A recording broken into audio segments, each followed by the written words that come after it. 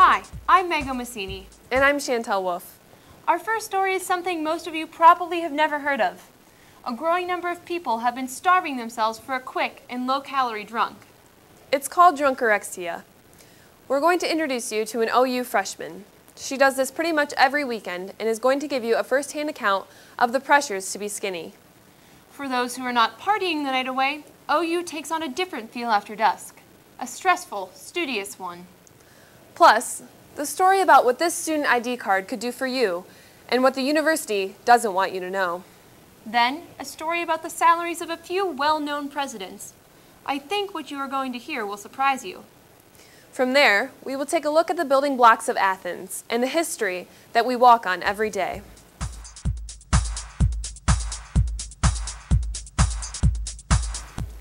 There is a growing epidemic among college students called drunkorexia. It's not a sickness nor illness exactly, but it is a bit scary. People who starve themselves to get a quick and more intense drunk. I want to introduce you to a classmate and listen to her story, presented in her own words. I don't make it a priority to eat meals before I go out because the less calories you eat during the day, the more calories you can drink, and you don't have to feel bad about gaining those calories and you don't think about gaining the weight. And also, the less you eat during the day, the faster it is to get drunk. Yeah, sometimes we'll kind of plan not to eat, or I'll hear people say, oh, I'm going out tonight, I'm not going to eat dinner. And sometimes a lot of people I know will eat still, but they say that it doesn't feel like good. Because when you eat and then you drink, you feel even more bloated. So that's another reason why a lot of girls just don't eat, so they can look skinny to go out. I think it's more prominent against girls because girls are much more critically judged on their weight than boys. There's definitely alternative and more healthy ways to eat healthy and be skinny besides skipping meals before you go out, but in my opinion, this is one of the easiest ways. I just think I turn to that because it's so easy and I don't have to put in a lot of extra effort. If you're wondering when she began her drinking behavior, it was here at OU, just 2 months ago. And why? She says so that she doesn't feel guilty consuming high-calorie drinks. A study done by the University of Missouri found 30% of U.S. female college students to exhibit drunkorexia. If those numbers were applied to OU, that would mean roughly 4,567 women have or will participate in drunkorexia. Some students don't party every night. Many spend the evening holed up in carols with a book as their only friend.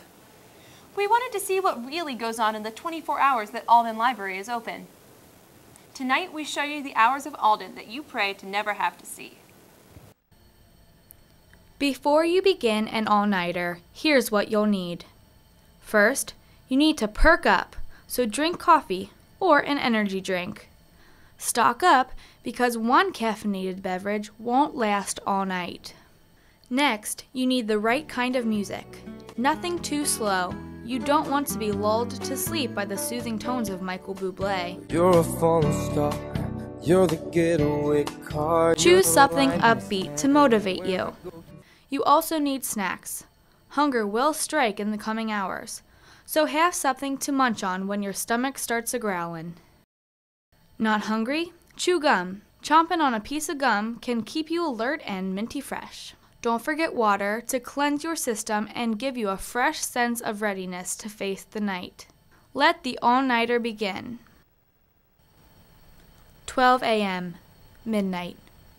Observe the midnight dwellers of Alden Library. The second-floor Learning Commons area is a haven for late-night studiers. The floor is busy, with people filling chairs, study tables, and workstations.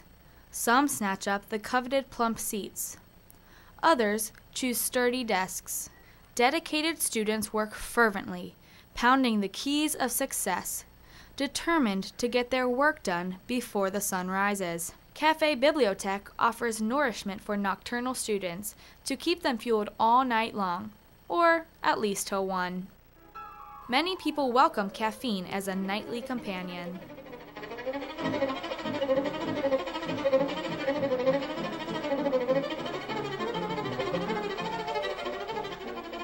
One in the morning.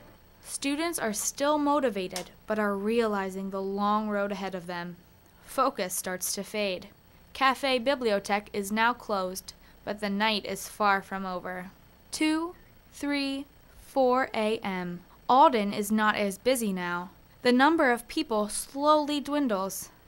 The night catches up with the procrastinators. Binders become makeshift pillows. Students take quick naps to satisfy sleepy brains.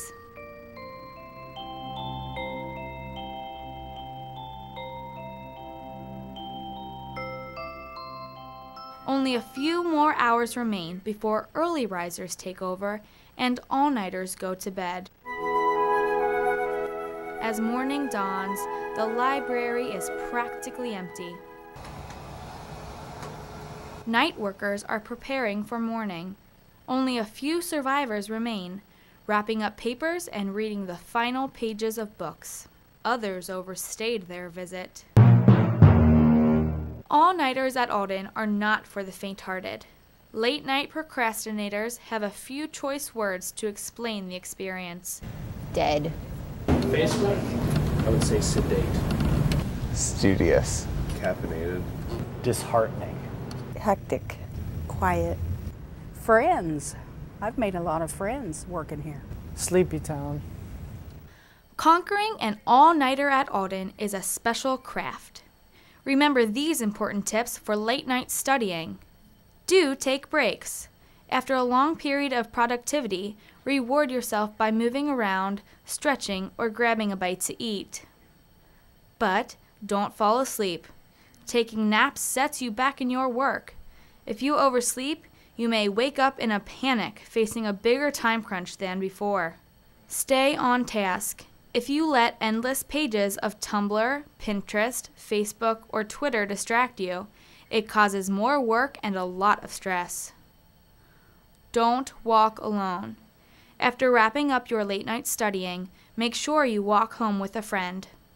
OU Police offers the Safety Patrol Service from 7 in the evening until 2 in the morning each night to ensure students get home safely. If you leave Alden after 2 a.m., make sure someone goes with you.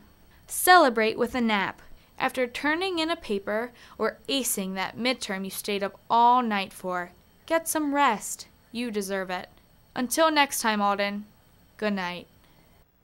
While students can spend their Bobcat cash at Cafe Bibliothèque till 1 a.m. in the library, many students clamor to be able to use their student IDs on local eateries like many other universities. Our next story is something that will not be advertised on any OU brochure. It's not something that the university seems to want to talk about. When we asked them, in fact, they shut us down. The story of why you can't use your Bobcat cash any way you choose, the way many other college students can, and the way most other state colleges let you.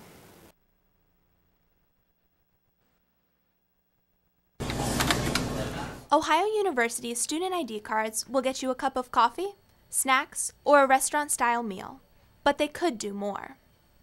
Commissioner Melinda Ruberg says last year OU Student Senate proposed allowing Bobcat cash to be spent in off-campus businesses. We know just from talking to students that they really would like it.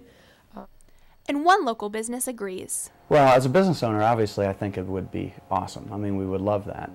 I would definitely be ready to sit down and talk to OU if they wanted to do something like that. But Ruberg says the director of residential dining at OU, Rich Newman, quickly stopped the proposal. And so I think it was about 2 months ago, Rich Newman came in to talk to us about the meal plans, and we had brought up the question, can we ever use our meal plans uptown? And he was extremely, almost physically against it. And he did not want to bring that money outside of the university. Despite numerous invitations for Mr. Newman to comment on camera, the most we received was this email. The best I can do for you is provide the written statement below. The program is not designed to be used at off-campus venues. Despite Mr. Newman's hesitations about diverting revenue outside of OU, other state universities have had great success with similar programs, including Ohio State's Buck ID. It's just another opportunity for increased business. Most of the off-campus businesses that we deal with see pretty good returns. And it is not only the businesses that benefit from the program, a percentage of the transactions comes back to the university. Ohio has 13 state universities. OU is one of just 3 that doesn't allow off-campus businesses to use this program. Since it has had student support, enthusiasm from local businesses, and successful models, one wonders why OU has said no. Here at Ohio University, the president makes $420,000 a year. But that's nothing compared to the highest paid university president in the country. Evan Rhodes explains where your tax dollars are going. What if I told you the man that lives in this house makes more money than the man in this house? Ohio State University's president, Gordon Gee, makes 5 times more than the United States President, Barack Obama. The President of the United States makes $400,000 a year. What do you think Gordon Gee, President of Ohio State, makes yearly? I think President Gordon Gee makes about $200,000 a year. Don't know. Are they connected? No. Gordon Gee is the president of Ohio State. And how much does the president make? $400,000 a year. 400,000. I don't know. Maybe 800? 800,000? 150,000 a year. Well, if I remember right, Gordon Gee is the president of Ohio State, and they're state-funded schools, so I would have to say it's got to be less, probably like $80,000 a year. Both presidents are paid by tax dollars. But is it obvious which president holds more responsibility? President Gee supervises 60,000 ornery students while answering to a single board of trustees. The United States president controls his cabinet made of 15 separate departments, employing 2.7 million total federal bureaucrats. Let's put things in perspective. We're going to take the $400,000 the president makes a year, divide that by the 365 days in a year, and divide that by the 24 hours in a day, and the President of the United States is making only $45.66 an hour. What if you were the commander-in-chief of more than 2 million soldiers, and after an hour of work, you're $15 short of buying the new Call of Duty? The responsibility of being a United States president far outweighs that of a university president. Is the job of controlling an entire nation made up of 315 million citizens not worth more?